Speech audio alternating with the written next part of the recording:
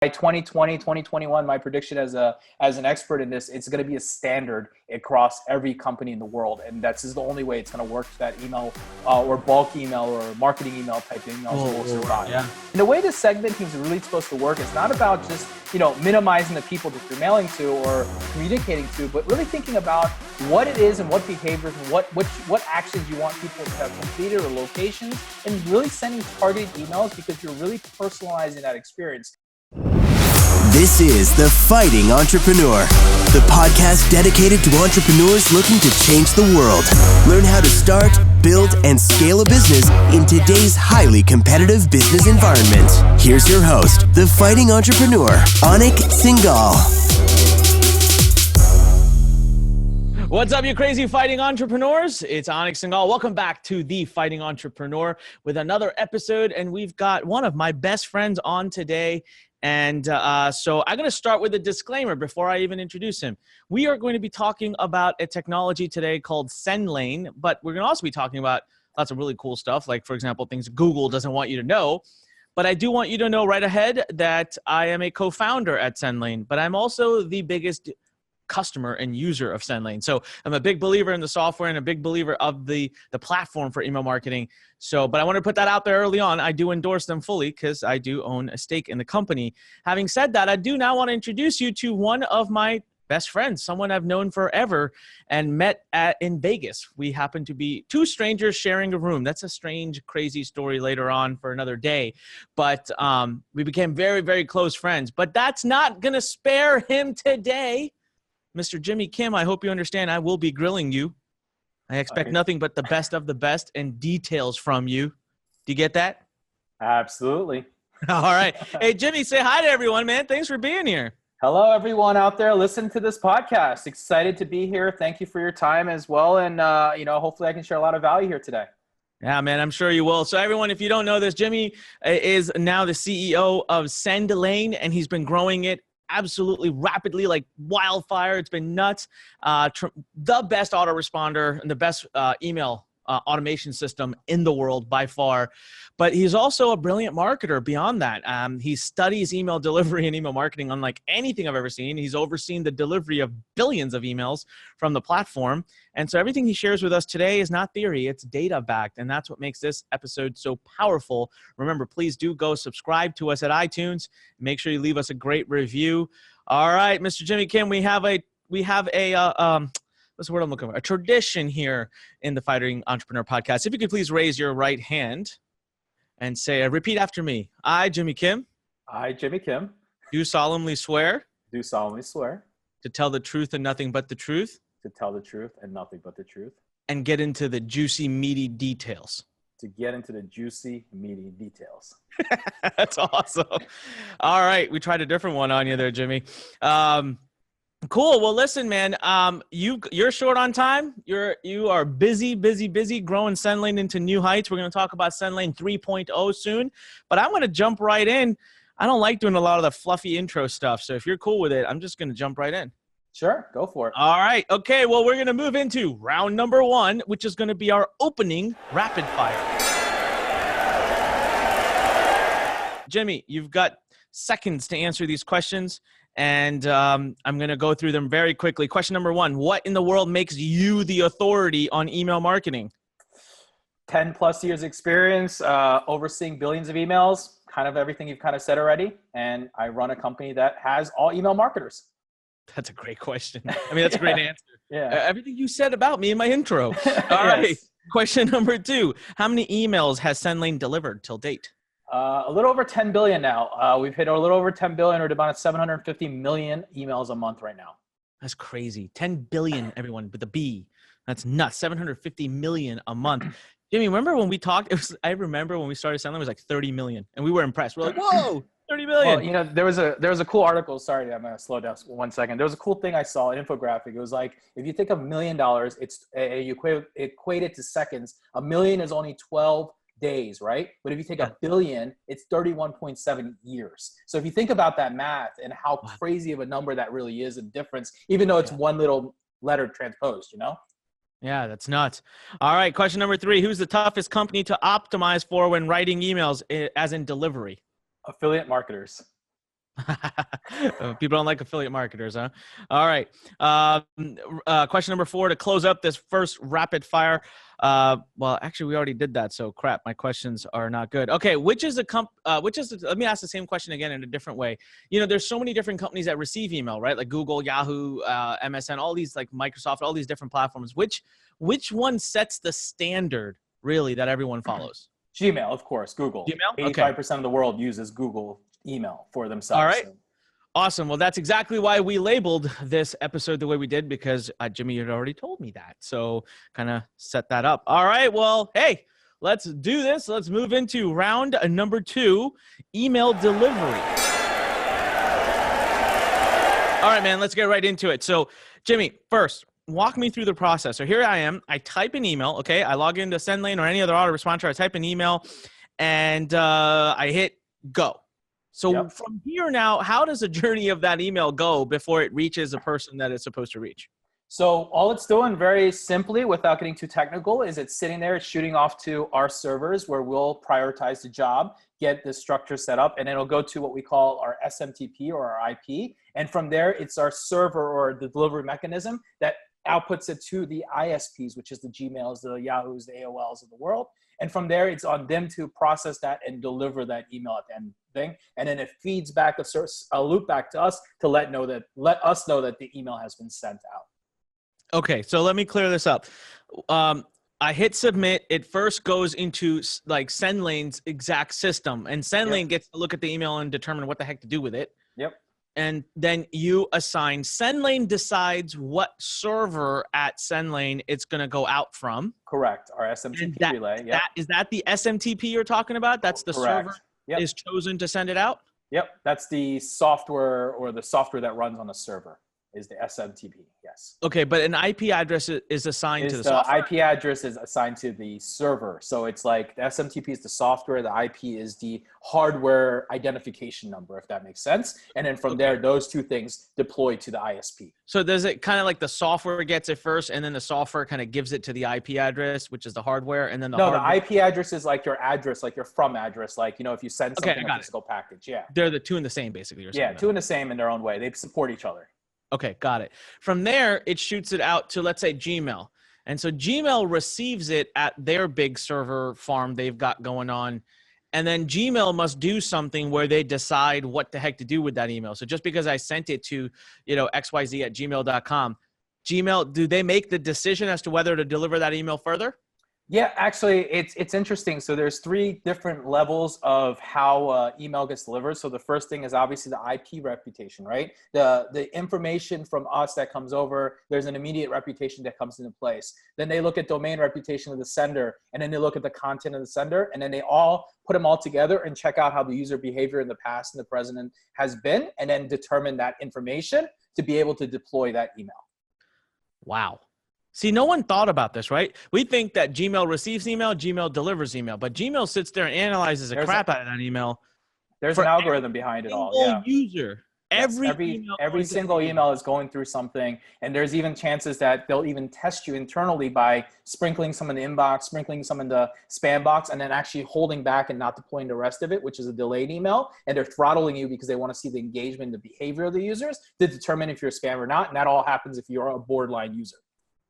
So basically they're doing this at the individual level. So Jimmy, if someone used their autoresponder to send both you and I this email, right?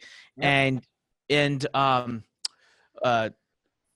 you could get it and I might get a spam. Like it might be spam for me, but it might inbox for you. Correct. Okay. Well, we're going to talk about this in a second, because I know that this is kind of new and this is a recent change, but so a lot is happening at Gmail, and their biggest reason for doing this is they want to fight the spam. And it's not only fighting spam, it's user behavior or best user experience for the user, right? You're in your inbox, and Google's job is to make sure that you're receiving the best experience because they want you to continue using their product. So if you think about it that way, it's not only about spam, but it's also why they're changing the way they're thinking about things. Got it. All right. So for all of you listening right now, the reason I'm asking Jimmy these questions isn't because I want you to become some kind of tech expert, but I want you to understand the level of things that go in to a simple email being delivered. And in the end, the best way to fight back against all of this and to win is to deliver value. I think that's where they're going with all of this, is the more that users actually engage with you, they're happy to deliver your email. But I also wanted you to understand that there are so many layers. You don't just hit send and then the email delivers. And a lot of people, I know this happens because, Jimmy, I think I sent you a support ticket about this once. I was like, what? I sent my email at 8 a.m. I haven't received it in my test accounts yet. It's 8:05, and Sendlane says it was sent. It must have, gotten lost in space. And then it later on arrives at like 10:30. But you're saying that could just be Gmail. That's an internal throttle that Gmail will do too, because they're seeing that you might be borderline in your content, your material engagement, your link, or something along the way is triggering some type of algorithm or flag. So what they did was they sprinkled some of your emails out, and if the rest deliver, that means that they saw that it was a sufficient and real email. Wow. All right. So moving on to the second question in this round, Jimmy, how has it changed? Is anything more different today than, how has email delivery changed from even like 6, 7, 8 years ago when we? Yeah, it's changed a lot. There's a lot of things that come into play. So we actually look at email on multiple buckets because email is not the same out there. And so if you look at a company like Gmail, they're kind of created their own algorithm. But if you look at an older company like an AOL or a Hotmail or maybe like an AT&T or Verizon.net or any of these other companies that are out there, they use a lot of third-party tools like Return Path, Center Score. They use Spam Assassin. They use a lot of other third-party tools and blacklists where things like Gmail has changed that. And now Yahoo and the AOLs and Hotmails are all converting to follow those steps that Gmail has set. So what that's all changing with email is that it's important that you're communicating with the right user at the right time and being able to engage them, clearly identify them, and of course, being able to communicate with them so that they want to hear from you in the future. Yeah, and in many ways, Jimmy, isn't one of the biggest changes the fact that what you were talking about earlier? You said it's individualistic now. Yes, correct. I think if your email was marked spam, it was spam for everybody. But now it's different by user, by email. It's nuts. Yep, correct. And it's all user experience driven, yeah. And also, I think once you had told me about this whole copy and paste, this was new as well. We talked about this a year ago. So just to give everyone some background, I think we send about 1 million emails a day out of Sendlane system.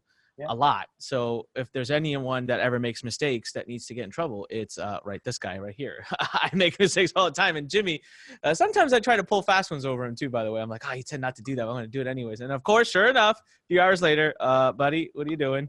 And one of the ones that, so we have all these accounts because I have, I don't know how many accounts. I have like 15 accounts. And so sometimes I'd get lazy and I'd copy paste the same email out to all the accounts and just hit send. And Jimmy, you told me about a year ago, stop doing that. And you want to talk a little bit about that? Sure. We'll talk about that a little bit more later on. You asked me about it, but SEO for email, right? Copy and paste. And it's very simple, right? Here's the easiest way to look at it, right? If you send an email of an exact copy, exact link, whatever it may be, and then 70 other people send that, what could that be? And let's just take layman's term if you don't really understand the business. It's spam, right? You got 70 people sending the same email. So why would that be any different, especially you're sending a one-person sender and you're sending 1 million emails out, right? It's the same idea. It doesn't matter if it's coming from one sender or not, which is where personalization and, automations and workflow are so much more powerful, and that's why they engage so much better. Got it. No, it's powerful stuff. All right, Mr. Jimmy Kim, those are pretty good answers. I'm going to let you win this round. We're going to move on now. We're going to go to round number 3, email metrics to watch. Ready? Number 1, what are the few key metrics that someone should watch if they're sending mass emails? Like if they're an email marketer, what are the metrics they should be watching over? Sure. Opens, clicks, bounces, unsubscribes, spam complaints, and conversions. Okay, hold on. So let's go through that a little bit slower. Opens is clicks. Opens is the amount of people that open that email. Very simple. So it's total send, number of people opened divided by total number of people sent to, straight up. Okay, so click-through rate? Click-through rate is the amount of people that open that email and how many clicked from that open. That's important. I want everyone to understand that. So click-through rate is technically from the percentage of people that opened it, not from people who were sent. Correct. What was the third one you said? Bounces. Okay, so there's two types of bounces, a soft bounce and a hard bounce. Away from office, inbox full, all those are soft bounces. So that means that they're not being able to deliver because there's a restriction or there's an automated message. So remember, when you go on a vacation, you put an out of office message. If that repeats immediately back, that's considered a soft bounce. Okay. And then there's a hard bounce, invalid emails or blockages in receiving emails from that server or from that client or domain. Man, that's crazy. So we talked about how email delivers, and we didn't even talk about the fact that it communicates back. These servers all talk to each other, even behind the scenes. Correct. For every single email being sent. No wonder Gmail and all of them get so annoyed with spammers because it's a lot of work for them. Okay, what was the fourth one? Unsubscribes. Unsubscribes. I think that's pretty straightforward. Is there a certain percentage of unsubscribes that starts to get people nervous? I look at unsubscribes. We don't look at unsubscribes as a whole. You look at them compared to your click-through rate. So if you get 100 clicks and 50 people unsubscribe, that's a metric. That's a 50% unsubscribe metric that we look at, and that becomes a problem. We want to see under, I think it's under like 7 or 6% is what we want to see when we're looking at users. Got it. So of all total clicks in an email, you want to see less than 7% of those clicks being the unsubscribe link. Correct. I did not know that. All right. Got to go check my emails. All right. What was the, you had one more? No, there's two more. Spam complaints.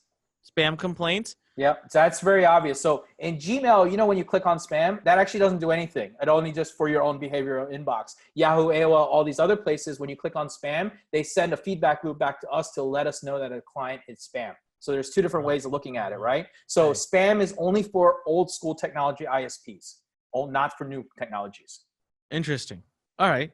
Well, still, we should try not to get people to click spam for our emails. Correct. And the last one?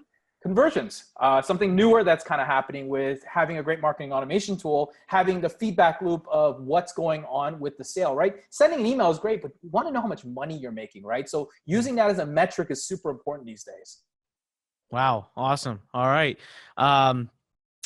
Jimmy, what's a good open rate, man? This is something that is debated on so much. And my students ask me this all the time too. And I find that I don't know the right answer. So I'm just going to ask the authority. Sure.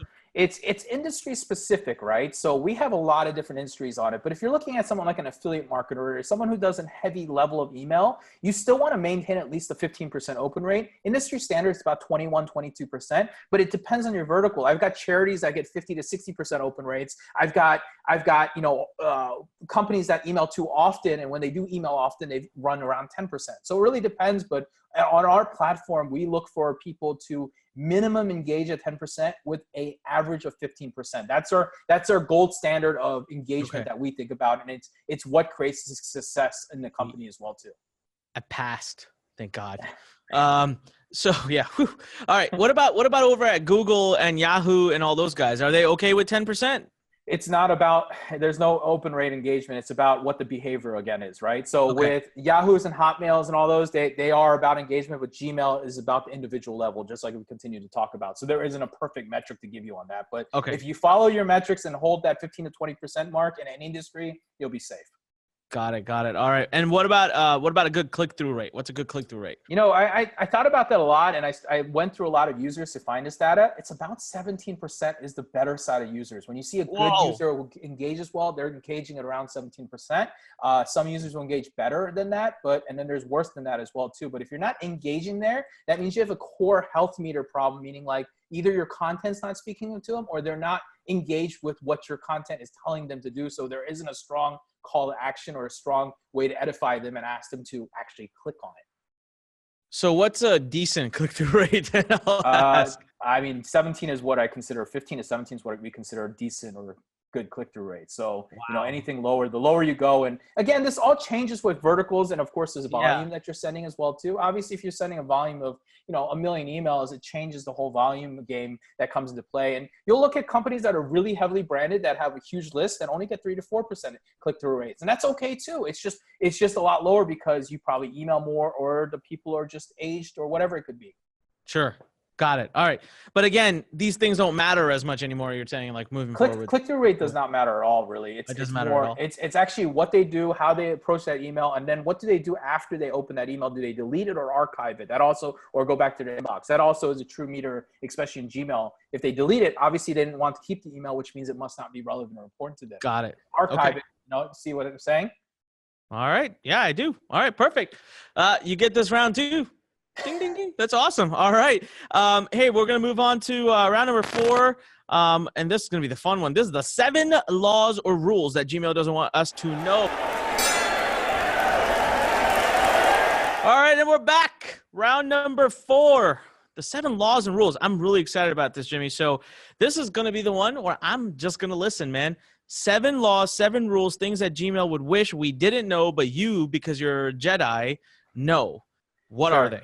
So I'm going to start with the number 1, which is the biggest thing that people don't even recognize. So we call this the internal health meter of the email, right? So when we look at the marketer or the company, we look at the internal health meter. That includes everything. So it starts as simple as the words that you're using, right? The words that you're using, and then they look at your HTML structure, the way the email is structured and how it's friendly across devices. Then it's going to look at deeper things. It's going to think about, your domain quality, right? So your domain is one of the important things that there is a rating behind. That's when they're going to look into that domain and say, does that person have a website? Does it have an SSL security on it to show that it's a real website? And is there content and is it unique content? So that website, it gives you that domain authority. And then from there, they look at your link. They look at how that link is structured. We pass a single link, for example. It's an HTTPS. Does it go to a non-HTTPS back to an HTTP, or does it go to an HTTPS? So it's looking every step of the way and congregating an internal score meter. And that's the first thing that really comes into. And that health structure, the way I look at it is like a glass of water, right?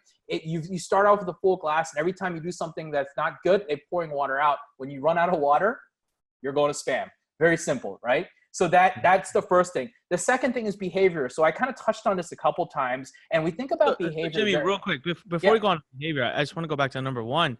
Is there a place we can go to check? Nope. Like a health score? So you just need to know. I'm gonna talk about that towards the end of this, but I will get back to it. But yeah, there's a health there as well. Number 2 is behavior, and we talked about this. Engagement is king. They want to see how people interact with your email, right? So when we say interact, it's not about just the habits of how fast they click from the moment you send that email when they receive. So they're comparing how fast it inboxes and when that email is viewed by you into your inbox. So when do you log into your email, and then from there, how fast you go to that email, right? From there, they're looking at how long you're looking at that email, and then what you're doing with that email. Are you clicking and being engaged with it? Are you hitting delete? Are you marking as spam? Are you putting in your archives, or are you putting it back in your inbox as not read? All those little actions that are available are all health meters that are kind of telling the Gmail what the behavior to you as an individual comes down to. So that's number 2, and that's a really interesting thing that really comes into play because you can't control that. And that's something that we can talk about later on about list hygiene and why that's so important and what that really helps you protect, right? The behavior in this. Everything I talk about is kind of reiterated later on inside this. Today, I'm sure we're going to talk about it somewhere along that talk, right? The third thing is SEO for email. We talked about this already, duplicate content, how powerful that is. It's a true law in there. They're looking at every email at an individual level, at a sender level, and they're looking at the content and what that content is, what that link looks. A lot of times why I said affiliate marketers are one of the tougher people out there is they are lazy and they like to copy and paste and use the same links and whatever it may be or duplicate it, right? Not a good habit. Though people do it and you can be successful at it because you have a good enough list, this is also the killer driver of the number 1 reason why affiliate marketers are shunned from many communities and many companies. All the largest legacy ESPs in the world do not accept affiliate marketers for that reason alone, because they just don't have good habits, okay? So there's that. And when we talk about affiliate marketing, there's 2 types of affiliate marketing, just so you know, is the branded kind and the unbranded kind. The unbranded version is like when you're using a consistent name and consistent sender domain. It's a little bit better than the other type of affiliate marketers who are changing their domain names, changing their from names because they have to do it based on the advertiser's rules. So it really depends on that side, but that's important just because they're forcing you to use the content. You've got to tweak it and use your own voice because you are speaking to a real person on the end of that thing. And then the 4th one, I talk about the laws, promotional tabs. This is one of the things that I talk about pretty heavily because people want to know why and what a promotional tab really comes to, and how, everybody wants that whole primary inbox. And we talk about this pretty heavily because, again, this all goes back to my number 2. It's behavioral driven, right? If they look at your email and the way you act, Gmail has an algorithm in the back end on how they're going to behave. Just because it goes to a promotional box for you, for example, doesn't mean that John, Joe, and Sue next to you are getting that same email in the promotional box. It's all delivered by behavior, not by the email provider, not by an anybody. And now where does that come from? It all comes from the internal information that's provided by the email itself. So what is it talking about? Is it talking about sales? Is it talking about discounts? Is it talking about this? Or is it talking about a personal email, right? The whole point of why Gmail built that is so that you have a better user experience. So they're making sure that the priority of the emails are coming through that. And how does that all come back to? All back on your internal health meter that we talked about on number one. And based on that internal health meter and how people are engaging and how interactive they are, that's how it's all driving that behavior to get the person to get into the promotional or the inbox or the update box or whatever it may be.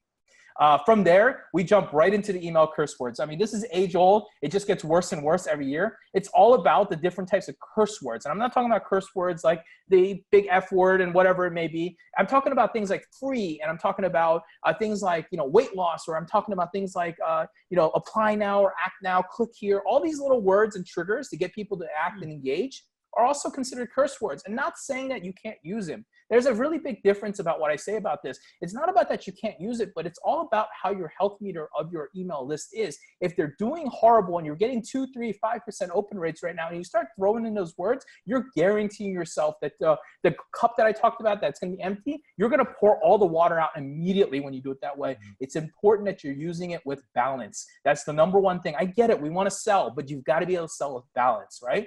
And then that goes right into number 6, which is something that's interesting, is all about symbols, hyphens, bolds, colors, highlights, all the things that you do to make yourself stand out and make it look.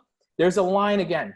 We talk about 3 to 5 different things, especially in the subject line, and then we talk about it in the body as well too. When you overuse and abuse it, here's the thing we always talk about. Go to your spam box. You'll notice one thing. Everyone bolds, highlights, spams, hyphens, and all that stuff. All the stuff I'm talking about right now is all in your spam box. And the reason why it's in your spam box is because there should never be an email that's so necessary that you got a symbol, hyphen, highlight, color, bold, big, small. When you do so much stuff, it just looks like you're trying everything to get the person engaged. So now you're artificially trying to trick the health meter or the behavior meter, and then they spot that and say, we know what you're doing. So we're going to go stick you in spam to see if people will pull you back out of spam to show me that you are. And again, there's special cases where these are not as big of a deal, but it all depends on your engagement there. And then the last and most important thing that we talk about that people don't like doing because they've gotten lazy is testing, right?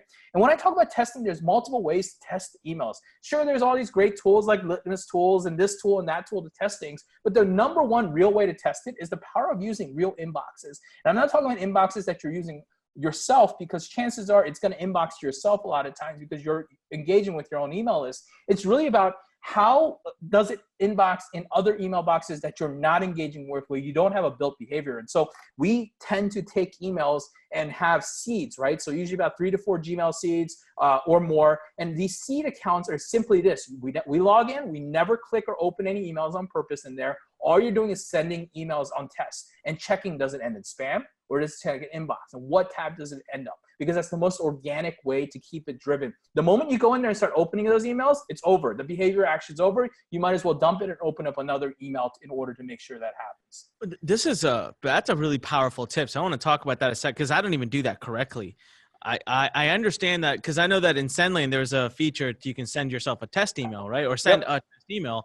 And I do that to more than anything to check the layout, how it looks. Of course. Funny thing you mentioned that, because we do a lot of visual changes. We create visual emails, but at the same time, we also have 20+% open rates. So look, I have other, my glass stays full still. But I never thought about that. You say, go out, register a completely brand new email address, never ever engage with anything. So give them zero behavior data other than the fact that you're logging in. Correct. And check to see if you're, so if the email ends up in the spam box, I still don't ever open it. Correct. Just don't open it. It's still in spam box. Then you got to go back and figure out why. But Jimmy, my question then, wouldn't the behavior on that quickly show Google that I'm not opening any emails, and then it would start going to spam box anyways? No, because at that point you're still working on a blank slate. They have no idea. So they're just kind of looking at that email and just kind of doing their best that they can. That's the goal. I mean, that's the best you can get close to the most generic answer that you can pull through. Man, that's a friggin' powerhouse tip right there. I hope everyone was listening. That's powerful, because now you get to, so go create a test account. And not 1, 4. 4. They're free. Yeah, they're free emails. They don't have to be legit emails. They're just free, whatever when you want to call them. Jimmy says, take this shit seriously, okay? Yes, like, correct. You create 4, you send all 4. Don't ever open an email because then you screwed it all up. Then you have to create 5. If you open one, you're screwed. You have to get rid of that account.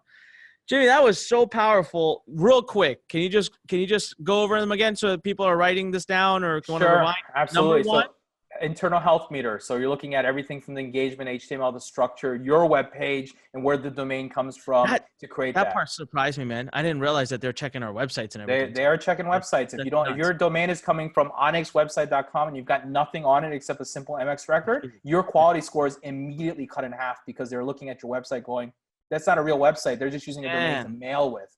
I love the fact they're forcing people to be legit. So you know what? That's cool. I'm all right with that. Number 2, behavior. How are people engaging with that email? And that's all based on your open clicks engagement. Remember the metrics earlier we talked about? That is your behavior.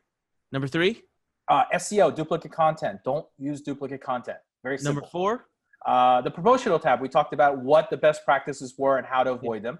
Number 5, the email curse words. We talked about different email curse words. Hey, is there a place people could go? Do you have this listed out? It's in Sendlane somewhere. If you go to our blog.sendlane.com and type in email curse words, you'll be able to find that database. All right, there you go. Blog.sendlane.com and type in into the search box, type in email curse words, because I think it'd be important for you to know. Now, I do want to reinstate what Jimmy said there. We use a lot of those words if you read my email, but again, it just dings you. It doesn't empty you. Now, if everything else sucks, then it'll empty you. All right, number 6. Symbols, hyphens, highlighting, colors, bolds, all that good stuff. Don't overuse it and abuse it. All the shit that works, don't do it. Yes, correct. All right, number 7. The power of testing, right? Making sure that you're testing everything. Man, that was awesome. All right. Thank you very much. Mr. Jimmy Kim, you get to take round 4 as well. That was pretty powerful stuff. We are going to move now into round number 5. I hate this topic. Purging your email leads. All right, we're back. I'm depressed about this section because this is Jimmy always coming down me every 6 months telling me, delete your emails. I'm like, what? No, I worked really hard to build this list. So round number 5 is titled Purging Your Email Leads. Jimmy, you and I, we fight about this all the time. You say, delete the email leads. And I always try to run out the back door as much as I can before I get caught. Now, why? Why is that important? Why should I delete leads? So just so everyone understands, if you build a bunch of, let's say you got an email list of 100,000 people, you've been doing this for a year, you've been building for a year and a half, there's a very likely scenario in which Jimmy might come along and actually suggest you delete 40, 50, 60,000 of them. And I know when that happens, you're like, what? I worked really hard to build these. So Jimmy, why? It's all based around that health meter we talked about earlier, right? So it's everything you're doing in your inbox, right? So here's the first thing I tell people, and this is the best way I explain it, right? If a person hasn't opened your email in 90 days, what makes you really believe that in 91 or 92 or 150 days, they're going to open your email? And people argue with me till they're blue in their face and tell me, oh, well, maybe they didn't check their email or maybe I haven't been engaging. Well, then if you haven't been engaging them in 90 days, what makes you think that you're going to engage them in 120 days, right? And we've done multiple tests. In fact, there's a case study, for example, on that blog. If you guys are on that blog as you're listening to this, there's a great case study about dead lists and what really happens, and case studies that we've done in real time to show how many people you pull out of old expired lists, meaning, and you'd be shocked how small it is and how little it is. And most of them end up just unsubscribing anyways. When you try to give them that whole like, oh, we're going to wash you off our list. You know what they say a lot of times? You know what? Actually, you're right. I don't want to be on your list. Actually, I've just been too lazy to unsubscribe. I'm going to go ahead and unsubscribe right there. And that's literally the highest thing that we see clicked. And that's really interesting, but that's what happens. All right. So basically what you're trying to do is increase the percentages, right? So if you send out 100,000 emails and 2,000 people engage with it, that's a 2% engagement rate, but that dings the behavior reports, the health meter, everything just goes down because they're looking at it from a percentage basis. But if you delete the 50,000 that are lost in the wilderness, they're not going to open. Now, all of a sudden, if you had 2,000 people engage, it would, it's 4%. It looks better. But you've also told me before that we'd be surprised because it'll go from 2,000 engagements to maybe even 3,000 because more of the good people will get inbox. Exactly. More people will actually get the email because you've increased your health or quality score of your email, and all that's really doing is actually improving the delivery for you. because now they're saying, okay, this guy understands that he's trying to be hygienic. They know too as well, because they know what your habits and behaviors have been and how you're fixing them to engage, because they understand that you're trying to help. That's awesome. All right. I do it. Still hurts. Well, it's going to be by 2020, 2021, my prediction as an expert in this, it's going to be a standard across every company in the world. And that's just the only way it's going to work. That email or bulk email or marketing email type emails will survive. Yeah. Wow. All right. Wow. How frequently should we do this? It all depends on what you're doing as a company. So we've kind of nailed this down in our company a little bit, and we've started to understand. So if you're a heavy advertiser, right, that means you're a person that wants to mail every day, hammer your list and give them offers maybe even twice a day. You should be doing it every 30 days. If you're a marketer and you're doing it where you're sprinkling value content, it's about 90. If you're a brand and you're like a larger company, you're not emailing it quite as often, they say 180 days. So it really just depends on what you're doing and how you're handling it. If you're just a straight up take your email and slam them, you need to be scrubbing every 30 days. In fact, some experts will tell you 14 days now. That's how important and how urgent this is right now, to make sure that you're protecting yourself for the future. So anywhere as little as 14 days up to 6 months, depending on your send quality and your send frequency. Yeah, and if you have to ask, I always tell the people, if you have to ask yourself your question of where do you really fall, that means you're probably at the lowest tier, which means you should be scrubbing more often. Does that make sense? We always say that when people ask me, like, where do I fall? Well, you fall on the lowest level then, most likely. You don't need to ask that question. All right. What can we, anything to be done with those? Is there anything? I mean, not even with email. Is there anything we can do to re-engage those people? Well, like, it feels like it does feel like a lot, but you got to take that into consideration.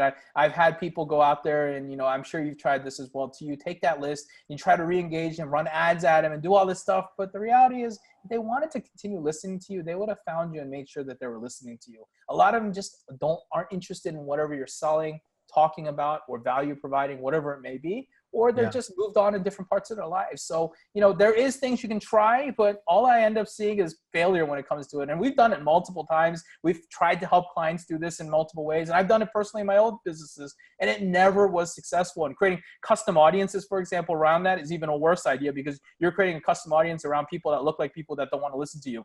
Doesn't work out either as well too. So now you just hurt your health score at Facebook, right? Correct. Exactly. Because you're going to start running ads score at Facebook. Yeah. So it's like that. When they're done, they're done. You move on, and everybody will tell you there's secret ways to engage in this and that. But we've seen it all, and everyone try all the sorts of things. We've never seen anyone actually revive. It's not real true. Hey man, very few people would actually get on a public thing and say that. That's amazing. So just something we have to do. I still heard from it. It's been years. I think the first time you ever made me purge my list was like 7-8 years ago, and I was a pioneer in that, man. I really remember when I did that, and you were like, you fought me tooth and nail, but when we got through it, you were like, okay, this makes sense.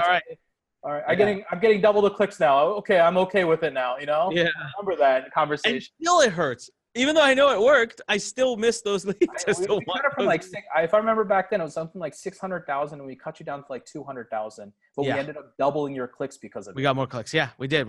It worked way better. And Sendlane, it's got an automatic hygiene feature as well. You want to talk a little bit about that? Because that's kind of cool.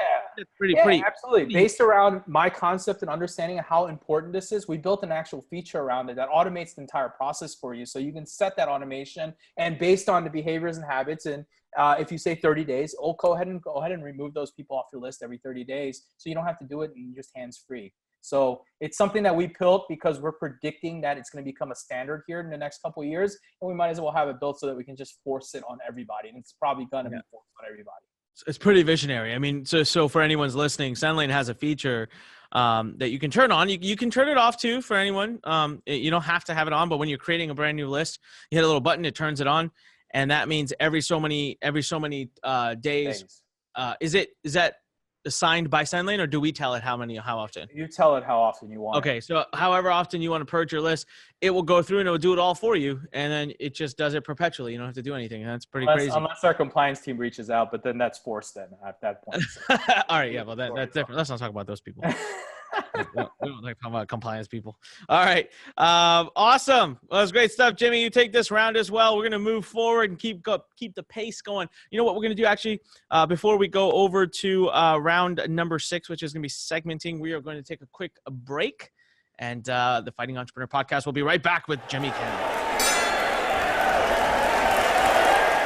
And we're back. All right, round number 6, segmenting. This is a topic I really do like. I'm a big fan of this, so I'm going to learn from the best of the best.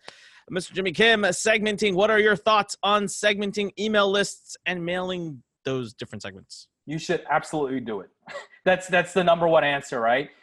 It's all about bringing people through, right? So it all depends on the platform that you're using. If you're using Sendlane, for example, it depends on how well you're integrated with the site. And the way the segmenting is really supposed to work is not about just, minimizing the people that you're mailing to or communicating to, but really thinking about what it is and what behaviors and what actions you want people to have completed or locations, and really sending targeted emails because you're really personalizing that experience. So based on as simple as did they open or did they click or did they not open or did they only open and not click, right? There could be a lot of things that kind of happen along the way, but why are you treating everybody the exact same? The whole goal of segmenting is to really personalize their experience. So you're giving them the right message with the right communication to make sure that you have the right message shared along the way so that they are more engaging with you to continue it. And secondly, what happens with bulk email is, again, health scores, right? It's much easier to get 10, 15% open rates when you're sending, let's just say you have 100,000, you split it up to 4 or 5 segments of different actions that they've done. It's much easier to get higher engagement. You'll see this almost immediately because you've got a smaller bucket of people to send to, which when you have a smaller bucket, it's much easier to get a higher quality score because your percentages are much easier to achieve there. And when you do that, it's much more. So then we look at the standards of it, right? And you think about the different ways you segment. If I look at different users, it's all about, did the people buy from me before? Where are they located? What kind of devices are they using? What are their conversion rates look like? Have they visited my website recently?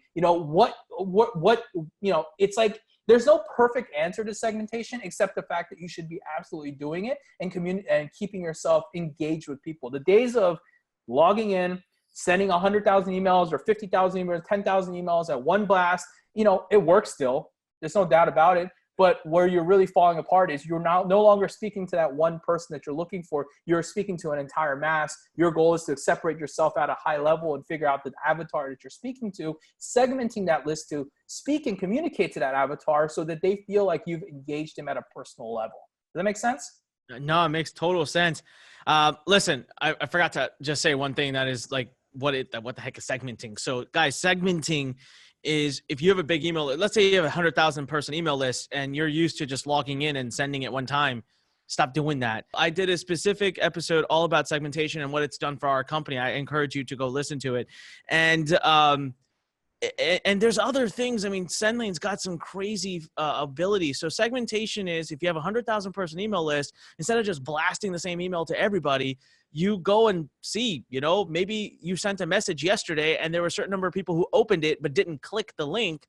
Can you imagine the open rate on them? Like they're openers. So you just email them, but you email them with a custom subject line that addresses their journey, which is, why the heck didn't you click my link? So that your whole email changes and it edifies that link and encourages them to click. Now, I will say this, there's so many other kinds of journeys. I mean, for us at Lurn, I mean, we've got people that are interested in traffic. We've got people that are interested in business models. We've got people that are interested in copywriting.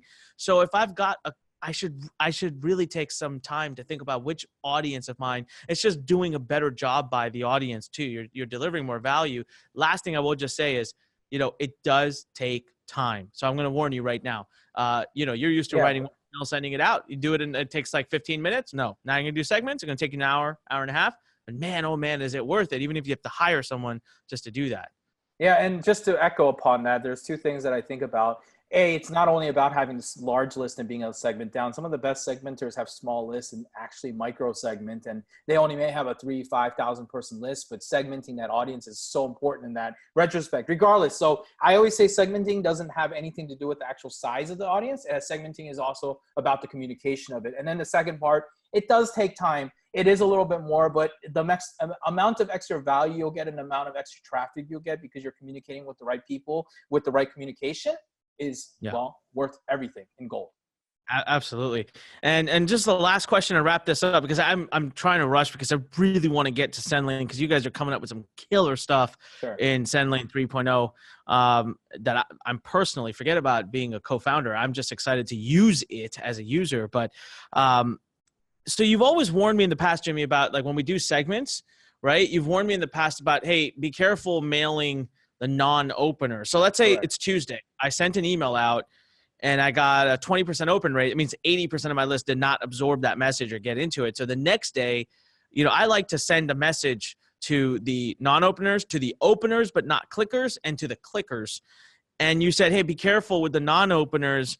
Can you explain that a little bit? Sure. It's all, again, bad habits that other people may have. So traditionally, the way that people like to use non-opener segmentation is very simple. They send one email, 6 hours later, nobody opened. I'm going to send an unopened to everybody else on that list. That's it. Now, what you've done differently right now, what you just said, is you don't do that. You're segmenting the list, so you're still communicating with all of them, but you're segmenting all of them in different buckets. So now there's a difference in that, right? Your communication in that day, you sent out the same amount of emails, but you segmented that audience. So your overall health quality is still fair and good there. But if you do it where you're just only hitting unopens that day, you're going to get a lower ending and you're going to be hurting your score. Again, that glass of water analogy, you got to fill it, right? That's the engagement. Yeah. If you're doing an entire mail, so you said, okay, yesterday's clickers are going to get a separate email, yesterday's openers are going to get a separate email, and yesterday's unopens. Then you're no longer segmenting your glass. You're going ahead and still pouring that entire glass out. Yeah. Does that make sense? So it's very important to think about what you're actually doing in a whole picture scenario. Yeah, and especially, so I get that, right? So let's say my first email that goes out is to the non-openers, and I don't get the best opens on it. That's like, I poured some of the water out of the glass. But then I follow that up with this high open rate email that goes out to the openers, and now all of a sudden it fills the glass back up. There's more water coming in. And the other thing is, if we've been purging our email leads, if we've been cleaning that list, that helps too, right? Because if you don't clean your list and you still mail your unopens are just going to get worse and worse and worse. Your open rates will go down, down, down. Your health score will just go down the tube. Yep, you got it. That's exactly right. Yep. Awesome. All right. Well, listen, I want to move on. And I'm excited about this next piece, because even though I'm a co-founder, man, you guys work at such a pace over there on the other side of the country. I don't know what the heck you're working on half the time. This will be an awesome opportunity for me to learn. So everyone, we're going to move on to round number 7, which is going to be Jimmy talking about Sendlane. And if you're not using Sendlane, it's all right. Listen, he's going to talk about the world of marketing automation in ways you've never heard, and it's going to blow your mind. So let's move on to round number 7, Sendlane. All right, Jimmy. So what the heck does Sendlane do? What is Sendlane 3.0? What is marketing automation? Why Sendlane? How does Sendlane help me deliver more email? Go. Sure, absolutely. So, when we came up with Sendlane initially, it was all about doing email marketing, and email marketing still works. And there's plenty of legacy players that kind of play into that. But where we've always been vision towards and continuing to port through is, how do we make it a much bigger thing where email is a single channel type environment? You can only send an email and you get some basic feedback loop. For us, it's all about how email should not be the end of the communication. It should be your start of your communication. So being able to integrate your website, your email, your social media, your advertising, bringing all your marketing tools into one roof and being able to track that entire journey of that user and seeing when you sent that email, did they visit your websites? What websites did they visit? Did they make a purchase? And bringing all that data back into the system and being able to connect and create and curate really great data points so that you can A, segment like you talked about, but also B, really understand their journey so you can build that true avatar of what people are doing. That's what marketing automation is. So we look at email marketing as a term, or autoresponders or drip, as old legacy technologies or features now. So with Sendlane 3.0, email marketing will just standard be a small feature, a sliver of what we do. We're thinking about how we communicate in a cross-channel, a multi-communication bank. So even in thinking about that with 3.0 is about all about communication. So we call it 3.0 because it's our third iteration of the platform. And when we think about that, it's not about just today, but it's about the future. So this year, some of the things we're releasing SMS with it, right? So you'll be able to send emails and SMS. We'll have chatbots. We'll have push notifications. We'll have in-app messaging. We'll have ringless voicemail. All that into one environment, one communication, one portal, and be able to support your true customer journey environment. That's what a marketing automation tool really provides. Hey, Jimmy, I'm going to use all of that. Please, we want you to use all of it.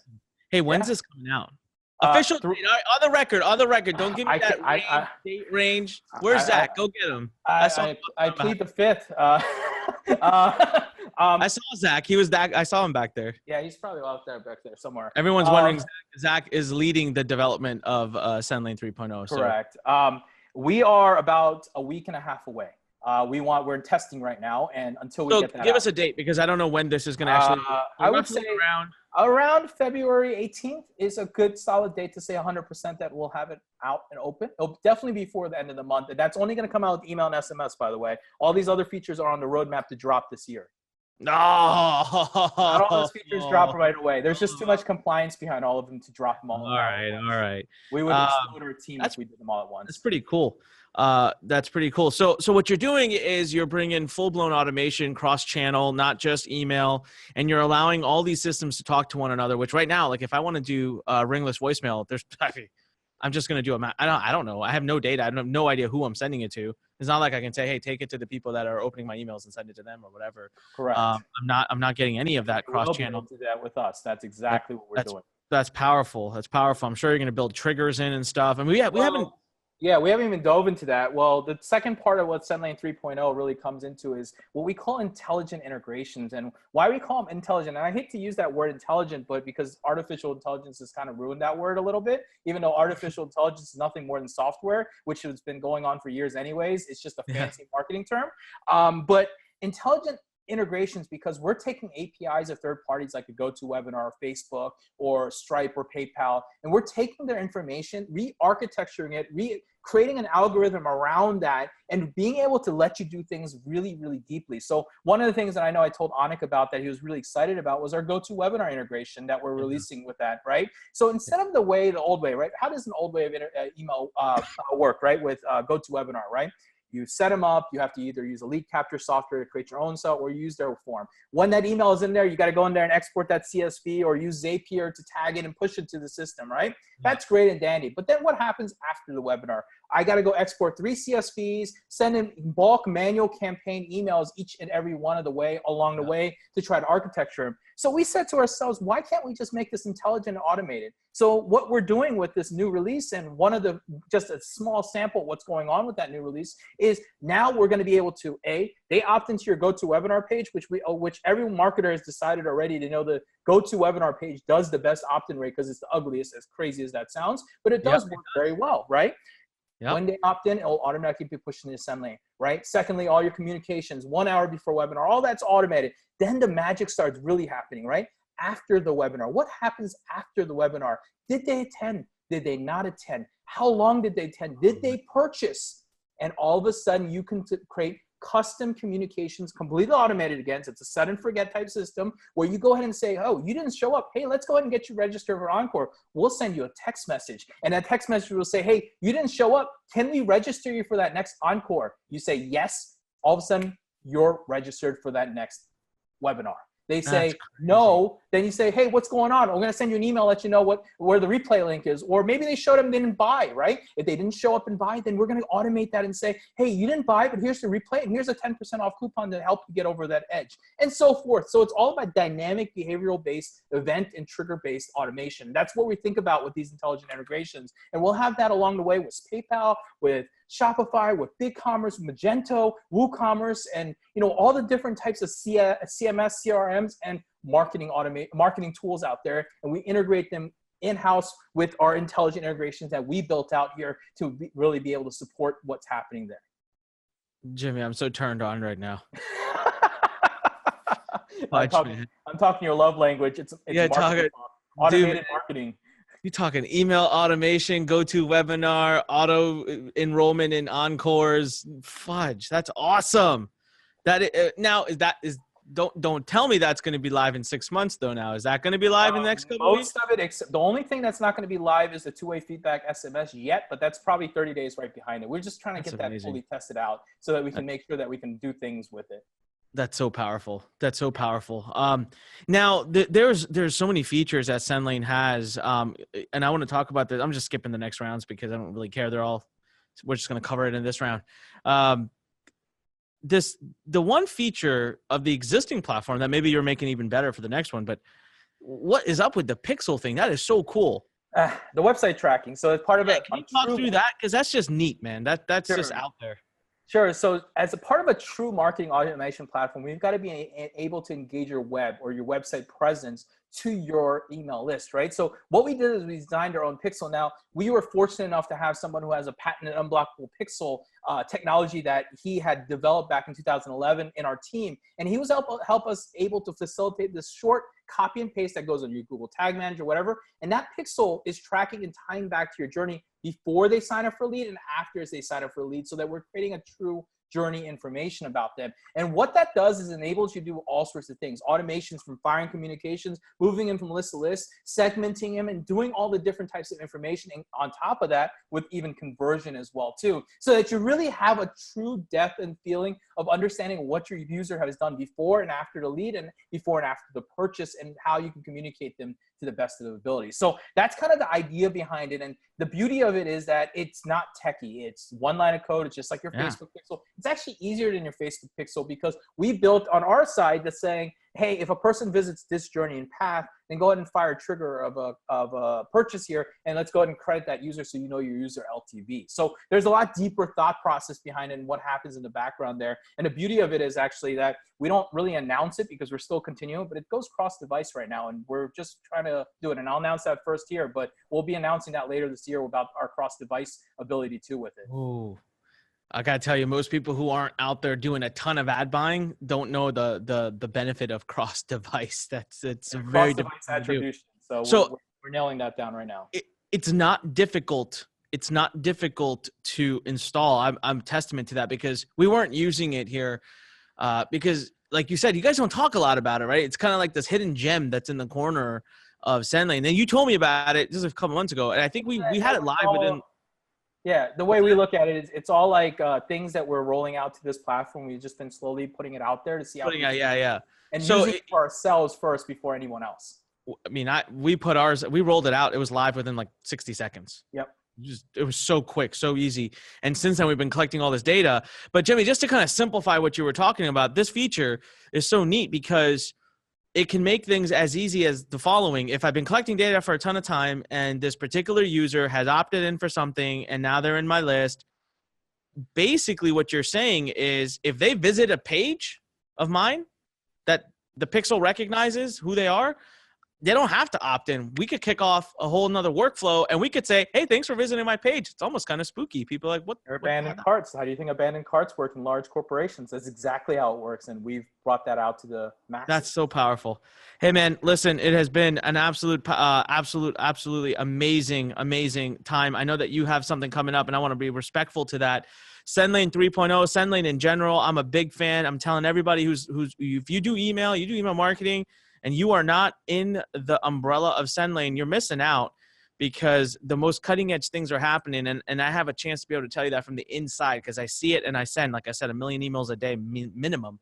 So I'm very interested in the topic. Jimmy, where can people find out more about Sendlane and about you as well so that they can follow more of this great content because you guys put out a lot of stuff? So we got two places. First, if you go to sendlane.com, you can go ahead and check the resources. We've got a great blog where we contribute almost 5 email marketing pieces a week. So we're releasing 5 unique, brand new in-house written content. And then secondly, if you subscribe to our newsletter as well too, we're sending out different things and content that we do. If you want to learn more about Sendlane 3.0, I don't know when you guys are coming to this, but if you're watching this after relaunch, then you'll see all the new website, which is another beautiful journey that we've been going through. But if not, there's also great landing pages out there available. As soon as you go to Sendlane, there's a little black bar that says, learn more about Sendlane 3.0. And we'll really talk about use cases, who we serve, what it is, and what the vision is, and how that all works and ties together. Awesome. Jimmy, what if they want to just connect with you more and just see what you're up to and what you're out there doing? What do I do nowadays? I'm on LinkedIn, Twitter, and Instagram mostly my time. I don't spend much time on Facebook because there's too much noise and too much. Just type in Jimmy Kim and you come up? Yeah. I'm pretty easy to come up with it. What about showing up at your house? Can we just show up at your house? Yeah, if you can find my house, please. If you get through the gate, then absolutely. You deserve it. I don't think even I could get in. No, they're pretty mean up there. All right. Jimmy, it's been an honor. We're going to do a quick rapid fire closeout round. So this is going to be the final round called the rapid fire close round. All right, Jimmy, you ready? Yes, absolutely. This is where the heat comes. All right. Number 1, Justice League or Avengers? Avengers. Rolls Royce or Bentley? Neither, but Bentley, I guess. Yeah. Other than The Fighting Entrepreneur, what's your favorite podcast? Ooh, that's a $1 billion question because I've been all over the place lately with podcasts. I really like these tech. What's the one that Tech on Fire? What is it? It's not an entrepreneur podcast at all. It's I'll pull it up right now. Hold on 1 second. I know it's supposed to be fast. The Moonshot? No. I like listening to what is this one called? Marketplace. I like listening to more like wide open tech podcasts, meaning like they're talking about things because it allows me to open my horizon in my mind. Okay. All right. What new feature of Sendlane are you most excited about as a marketer? Oh, geez. I think, wow. I love everything. That's like saying which one of your kids are your favorite. That's not allowed. Hey, every parent has a favorite kid, and we know that. No, I don't. I only have one kid, so I only have one favorite. Right, you're about to have another one. So you'll have a favorite soon. My only kid, also. I think the thing that I really love most is the intelligent integrations. I think that the way we've been able to curate these integrations are huge. But I mean, there's things like experiments coming out and all these other cool things that are coming out, which I'm going to revolutionize split testing on email and text messaging communication. And when that happens, that's going to be just mind blowing for most people, including things like heat maps and all sorts of weird things that you've never seen in email marketing ever in your life. That's amazing. All right, last question. What's the number one thing people need to watch out for email delivery-wise in the next coming years? Hygiene. It's all going to be a hygiene net. It's going to be hygiene. I know that people don't want to hear that, but it's the truth. No, that's awesome. Jimmy, thank you so much. It's been an absolute honor and a pleasure always to talk to smart people. You are one of the smartest. We appreciate everything you do for Lurn Nation. Listen, if you're watching this right now, you can grab a course from Jimmy on the Lurn Nation platform that gets deeper into what we talked about today. I may or may not be live just at the time that you're listening to this. Head on over to Lurn Nation. Go to lurn.com/register. If you don't have a free account yet, it's absolutely free for life. And there's tons of awesome courses in there, including one from Jimmy Kim. Go over to sendlane.com or show up at Jimmy's house if you have any questions about email marketing and want to get enrolled on this awesome platform. It's been an absolute honor. It's been a pleasure being here with you. Remember to go to iTunes, subscribe to this podcast, leave us an awesome review, tell everybody about it, including your mom and your cousin. All right? Tell everybody about it. Subscribe to it. This is what? Oh, if you're watching on YouTube, you got to ring the bell. Do something. I don't know what. I can't remember all these things. The notification. You ring the bell, hit subscribe, click the links, do what you got to do a little dance. Thumbs up. Boom, thumbs up. What's that? Don't forget the boom, thumbs up. Like. Yeah, do the thumbs up too. Yeah. All right, I'm going to go now. All right. It's been awesome talking to you guys today. Remember, when life pushes you, stand straight, smile, and push it the heck back. I will see you on the next Fighting Entrepreneur podcast. Thanks for listening to The Fighting Entrepreneur with your host, Anik Singal.